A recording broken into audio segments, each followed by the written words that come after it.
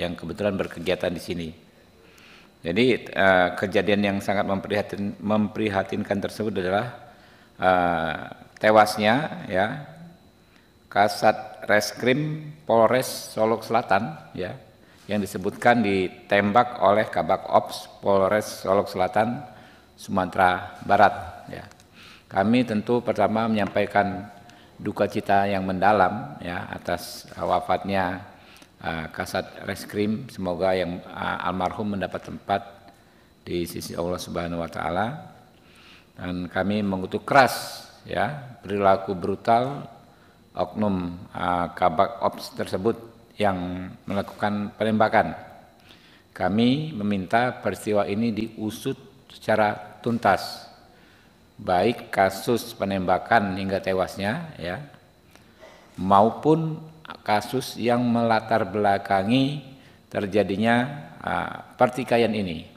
Info yang kami dapat adalah terkait dengan penindakan penambangan ilegal tipe galian C. Ya. Ada ada latar belakang tersebut. Nah, harus diusut tuntas apakah pelaku ini ya membackingi tambang ilegal yang ditindak oleh almarhum Kasat Reskrim beserta jajarannya ya. Lalu kami juga mendapatkan video, nanti diputar ya, dikasih kawan-kawan. Kami juga menyayangkan ya standar yang diterapkan oleh Propam setempat. Kami lihat seorang yang jelas-jelas tersangka pelaku penembakan itu tidak diborgol ketika dibawa maupun ketika ada di ruangan, bahkan berjalan seolah-olah didampingi seperti halnya pejabat kepolisian. Ya, ini harus dievaluasi ya, propamnya juga dievaluasi yang di situ ya, harusnya kan diborgol karena sudah melakukan tindakan yang sangat-sangat ekstrim. Karena itu ya kami Komisi 3 DPR RI merencanakan hari Senin kami akan melakukan kunjungan spesifik ke Sumatera Barat ya. Apabila memungkinkan kami pengen ke lokasinya. Kalau saya cek tadi di Google jaraknya sekitar 100 km dari kota Padang ya, 2,5 jam mungkin bisa ditempuh. Dan berikutnya kami akan memanggil ya Kapolres, Kapolda dan Kadif Propam Mabes Polri ya, agar kasus-kasus seperti ini benar-benar bisa diusut secara tuntas dan juga jangan sampai terjadi lagi di kemudian hari. Mungkin itu dari saya sementara. Kalau ada pertanyaan dari rekan-rekan. Ya, Bos.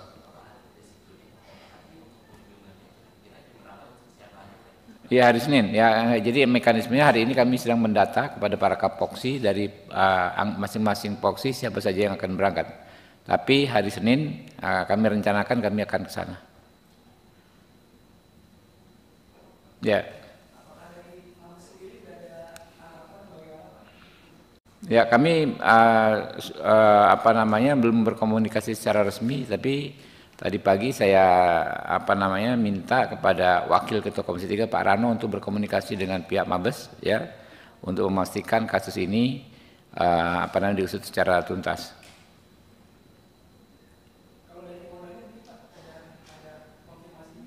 Ya, ini dalam proses kita akan hubungi. Yang jelaskan supaya clear, jelas kami mendapatkan informasi yang lengkap, detail dan jelas. Kami nggak bisa hanya melalui sambungan telepon. Kami harus berkunjung ke sana. Ya, Bro.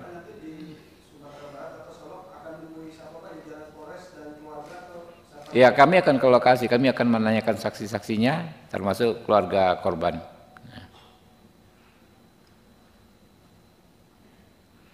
Oke, guys, yuk. Bos.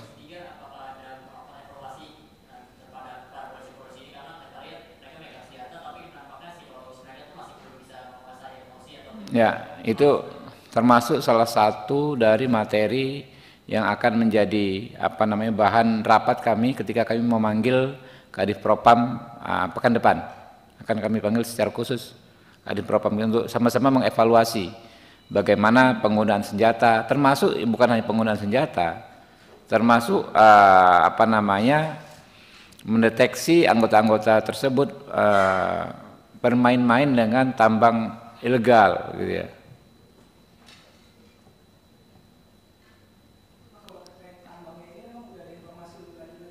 Ya itu dia, kita kan baru makanya kita mau ke sana, Bos, ya.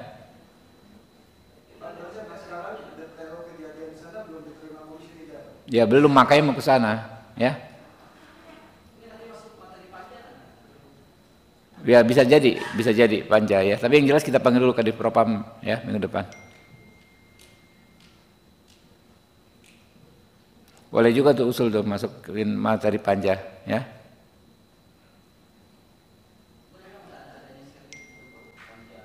Iya makanya ente usul kita tampung, Bos. Ini kejadian baru tadi pagi gitu loh, ya. Oke, Bos. Yuk, thank you. Karena ente usul kami langsung masukkan. Yuk.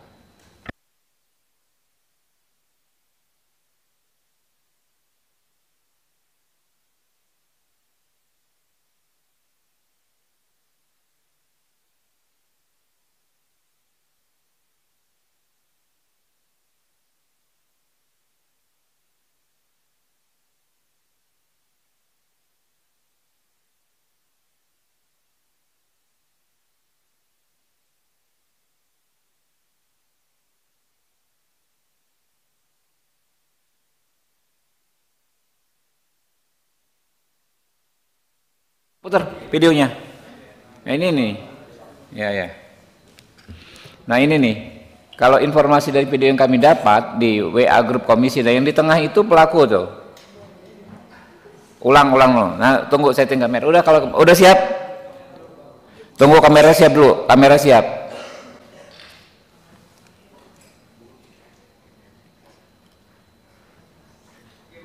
Iya tuh. Ya dari video yang kami dapat di WA grup Komisi 3, nah yang di tengah itu disebut adalah pelaku tuh. Ya, topi hitam tuh. Nah itu nggak diborgol kayak pejabat aja jalannya kan? Tuh.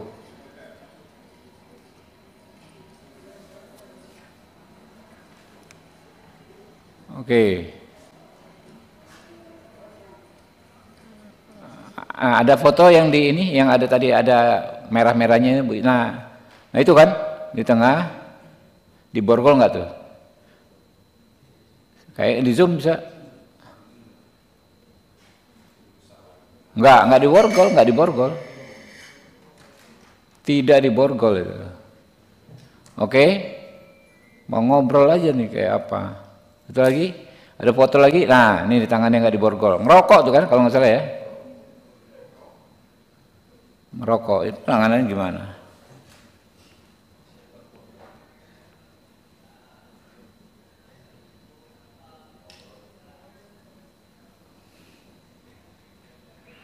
Ya.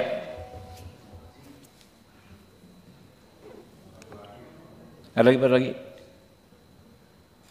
Ada lagi? Foto lagi? Cuma itu? Oke. Yang di WA lagi Bu. Di grup Komisi 3 ada nggak foto video?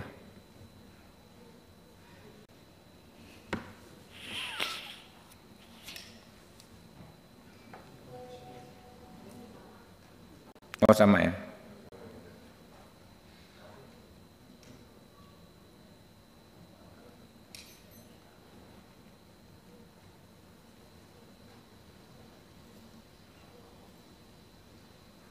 Sedikit lagi saya ngomong biar nggak salah ini. Sedikit lagi teman-teman ya.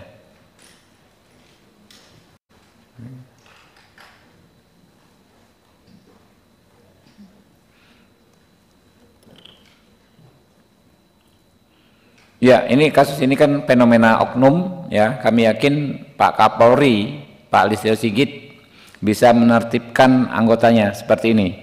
Kalau standarnya Pak Sigit ya, standarnya Pak Kapolri, orang-orang begini nggak ada ampun. Pastilah ya akan diproses dengan tegas, akan ditindak dengan keras untuk menerima hukuman yang seberat-beratnya, baik dalam konteks pidana maupun dalam konteks etik ya. Jadi insya Allah ya kami percaya Pak Sigit bisa segera menyelesaikan masalah ini. Terima kasih. Oke guys, yuk, thank you ya.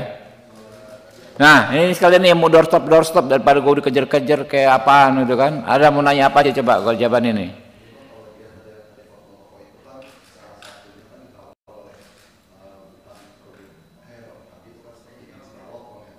Yang mana tuh?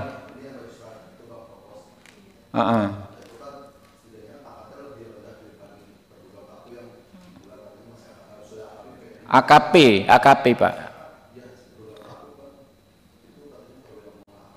AKP, Ajun Komisaris Polisi.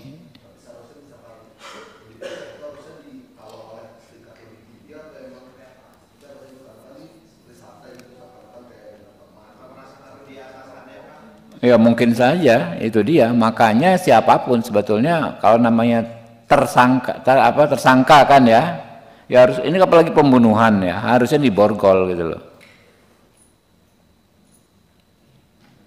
Ini bagian jadi apa ya Pak? Ini kan terlihat seolah-olah seperti ada kayak tidak sesuai dalam proses pemeriksaan ini. Apakah juga akan dilakukan oleh Komisi 3 terkait dengan tindakan-tindakan propam ini Pak? Prosesnya ini Pak? Iyalah, makanya kan kita akan ke sana dan kita akan panggil semua, termasuk ya kan kita mau bicara detail kasus ini, nggak hanya kasus ini jadinya nanti kan, kasus-kasus bagaimana supaya kasus ini tidak terjadi di tempat lain. Satu soal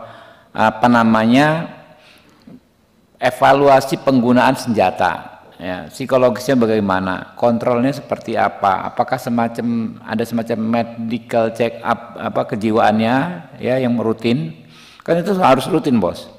Bisa saja tahun ini dia sehat, tahun depan sudah agak stres ya kan, tidak layak lagi memegang senjata. Yang kedua terkait latar belakang dispute ini apa, katanya kan dia nggak suka gara-gara si Kasat Reskrim itu menindak tambang ilegal gitu loh. Ya motifnya kan begitu. Nah berarti kan dia membackingi tambang ilegal. Nah penanganan propam, pemantauannya oleh propam seperti apa nih oknum-oknum begini bermain ya.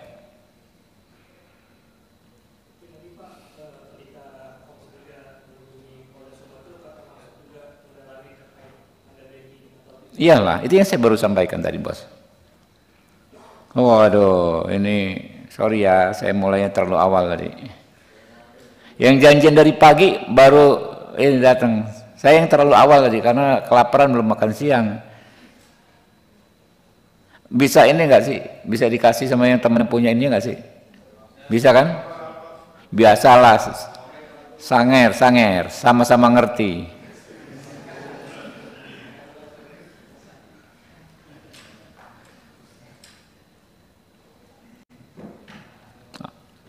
Antum mau ulang lagi nih TV One, nggak apa-apa deh.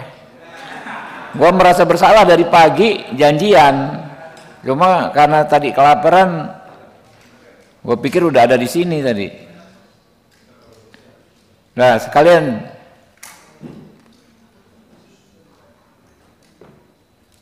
pokoknya ke depan ada yang penting begini bos, ya nggak teman-teman wartawan. Daripada doorstop satu orang ngejar gua, ngomongin ini satu orang lagi ngejar. Capek gitu kan, kalau begini kan lebih ini, apalagi kalian dapat gambar bagus kan belakangnya gitu kan.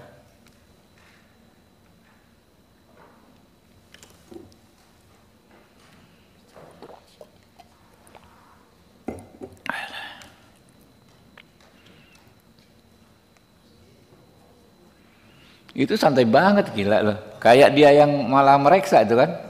Hah? Kayak dia yang meriksa gitu. Kayaknya dia mendampingi yang gondrong ini gitu kan.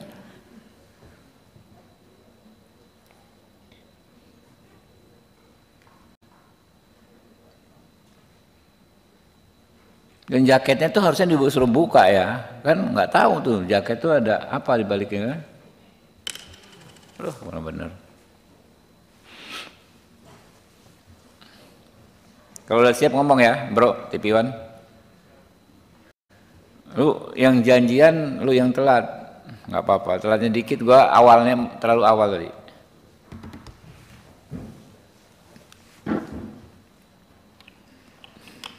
Kasihan.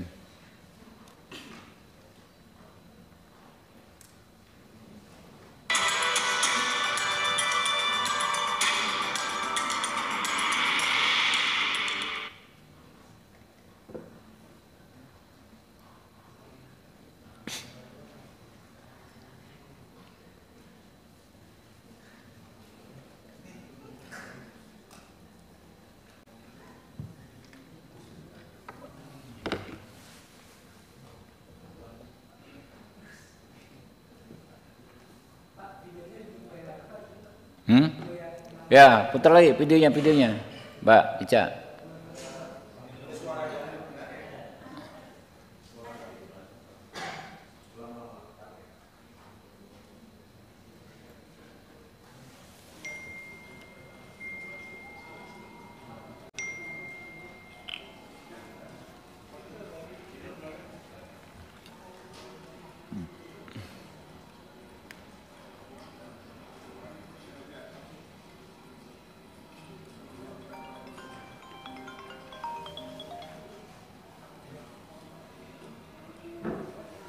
Halo.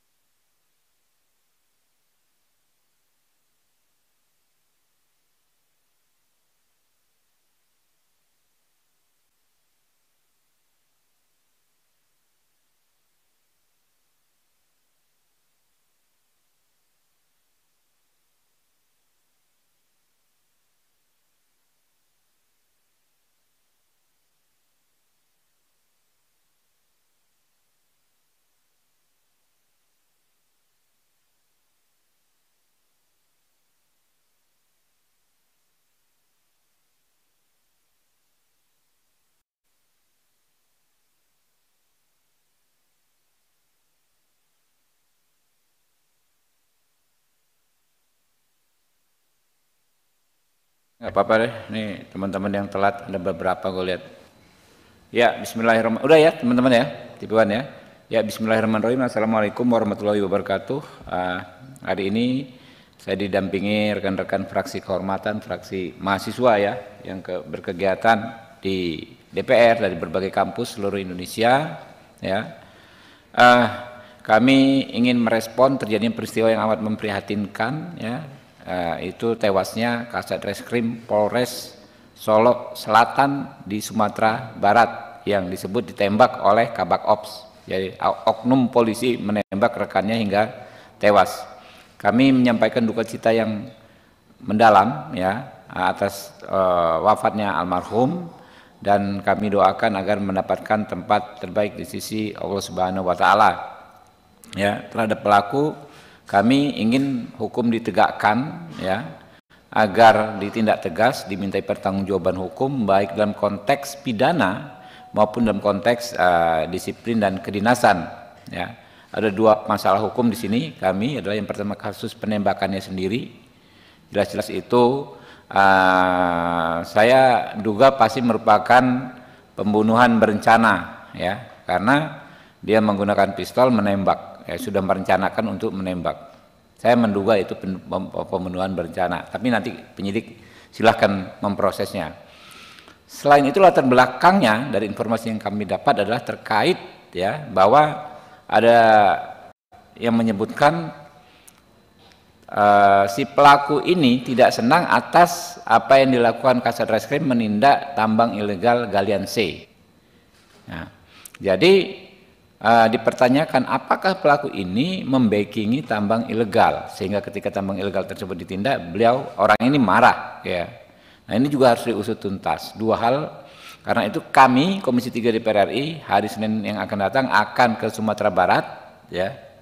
Nanti beberapa anggota yang akan ke sana saya kemungkinan akan memimpin langsung ya. Atau setidaknya nanti ada Pak Rano Alfat yang memimpin ke sana. Lalu kami hari Kamis setelah pilkada ya, kami akan memanggil Kapolda Sumatera Barat, Kapolres Solo Selatan, dan Kadif Propam Mabes Polri untuk membahas masalah ini. Ya memang masih spesifik masalah ini, tapi karena ada Pak Kadif Propam kami juga pengen tahu bagaimana pemantauan ya kelayakan anggota ini menggunakan senjata. Apakah ada mekanisme semacam medical check up-nya ya, dalam konteks kematangan kejiwaannya untuk memegang senjata yang dilakukan secara rutin tiap tahun, atau seperti apa ya, karena ini jangan sampai terulang lagi. Kami yakin dan percaya Bapak Kapolri kita ya tidak akan menoleransi, ya memberi toleransi terhadap pelaku seperti ini. Kalau standarnya Pak Sigit orang seperti ini pastilah akan dikenakan tindakan yang tegas, baik dalam konteks kedinasan maupun dalam konteks hukum. Jadi insya Allah masalah ini, fenomena oknum ini bisa selesai, tapi masalah latar belakangnya juga kami harapkan bisa segera selesai. Nah, ada yang kami pertanyakan dan sesalkan dari video yang kami dapat. Pagi tadi kami dapat dari WAG WhatsApp Group Komisi 3 ya, ada video bagaimana pelaku dengan santainya berjalan ketika dibawa mungkin menuju satu tempat di lingkungan Polda Sumbar yang bisa diputar, nanti teman-teman lihat ya. Nah, saya kasih, dia berjalan tanpa dikawal, tanpa diborgol. Begitu di dalam ruangan terlihat sepertinya dia merokok dan menggunakan jaket, tidak pakai rompi tahanan, tidak diborgol. Ini propamnya bagaimana bekerja di sana? Standarnya seperti apa? Ini peristiwa yang sangat serius, membunuh orang dengan latar belakang dugaan dia membackingi tambang ilegal. Nah, harusnya seperti apa? Ini harus akan menjadi evaluasi bagi teman-teman yang di sana. Ya, mungkin itu ya teman-teman. Terima kasih. Billahi taufik wal hidayah. Wassalamualaikum warahmatullahi wabarakatuh.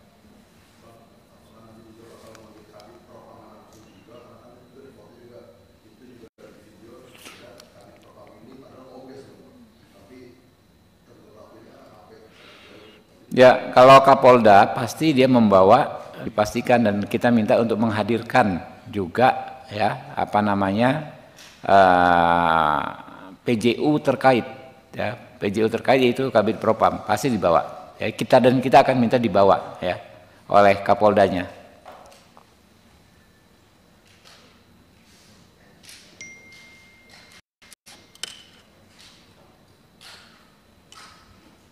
Oke ya teman-teman ya, makasih ya.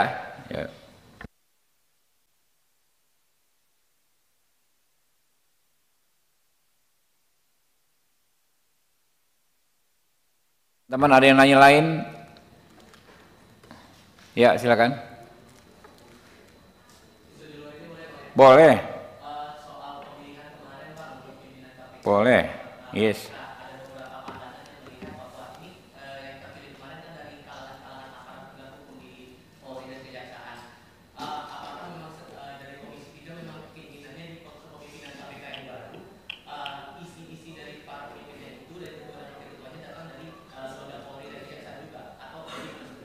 Ya teman-teman, minta tolong tolong dicermati proses yang berlaku kemarin sejak awal, sejak minggu lalu kan. Ingat hari Jumat kayak begini saya konvers di sini ya. Kita mengundang kepada masyarakat untuk menyampaikan usulan ya, karena kami akan menggelar proses fit and proper secara terbuka dan transparan dengan beberapa hal yang merupakan evaluasi dari proses-proses sebelumnya. Kalau sebelumnya terlihat terkesan terburu-buru, satu orang hanya fit and proper 1 jam, kemarin kami kasih kesempatan 1,5 jam ya, 50% lebih lama daripada yang sebelumnya. Dan teman-teman semua mengelaborasi, kalau selama 4 hari itu dari pagi sampai malam kawan-kawan lihat ya, semua anggota, bukan hanya perwakilan partai, perwakilan proksi, menanyakan ya, menginterview ya, mengkritik, memberikan pertanyaan-pertanyaan menohok kepada para calon ya. Dan pada akhirnya ketika pemilihan kita tidak menggunakan mekanisme musyawarah paket, enggak, kita serahkan kepada anggota per individu untuk memilih masing-masing. Maka ketika dipilih oleh masing-masing individu, one man one vote kemarin itu kan, anggota Komisi 3, hasilnya ya seperti itu. Jadi kalau Anda tanyakan saya kepada Ketua Komisi 3 ya, saya nggak akan bisa menjawab. Isi kepala orang kan beda-beda ya. Saya nggak bisa ini mewakili kawan-kawan saya, karena kan ketua kalau di DPR ini kan hanya pengatur lalu lintas pembicaraan ya, lalu lintas pembicaraan dalam rapat. Jadi saya ini sama kedudukannya dengan rekan-rekan anggota Komisi 3. Dan proses kemarin kan pemilihannya berlangsung tertutup. Saya dengan rekan partai saya saja mungkin bisa berbeda ya. Tapi ketika diakumulasi ya seperti itulah hasilnya. Karena masih ada beda pandangan dari beberapa kalangan, terutama dari aktivis dan pakar hukum soal hasil kemarin itu, Bang. Jadi apa yang diharapkan oleh Komisi 3 DPR dengan para pimpinan-pimpinan baru KPK berikutnya ini agar yang pandangan-pandangan skeptis itu bisa terbantu? Ya, saya memberikan kesempatan yang amat luas kan. Ada nggak teman-teman itu hadir kemarin? Kan hampir dari pagi sampai malam, ada nggak hadir ke sini? Karena sudah kita kasih kesempatan, sampaikan aspirasi kalian, bisa tertulis, bisa hadir langsung, gitu kan? Yang datang ke sini kan ini teman-teman mahasiswa ini, ya teman-teman kasih pertanyaan, kita tanyain, gitu kan? Kasih ini kita tanyain, nah mereka nggak datang kok, gitu kan?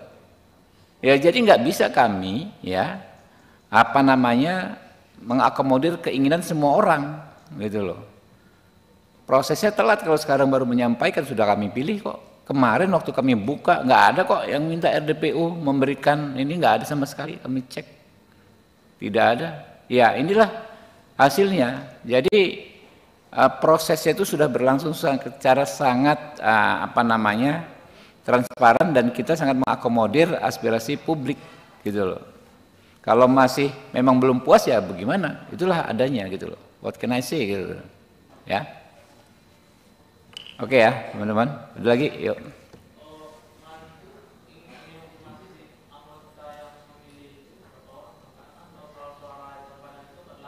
Yes.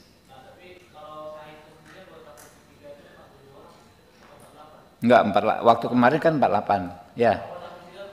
Iya karena ada partai-partai yang sebelum pemilihan memang tidak memasukkan kuota maksimal, kan dari paling maksimal kan di semua komisi itu 48. Jadi begitu belum, dia masih ada cadangan 1 kursi. Ya, sebelum rapat ini, begitu mau rapat RDPU memang dia berhak memenuhi kuotanya. Jadi menjadi sebagaimana kemarin. Iya, hadir semua. Yang nggak hadir di BKO kan, yang ya anggota yang tadi di BKO berarti kan hadir semua.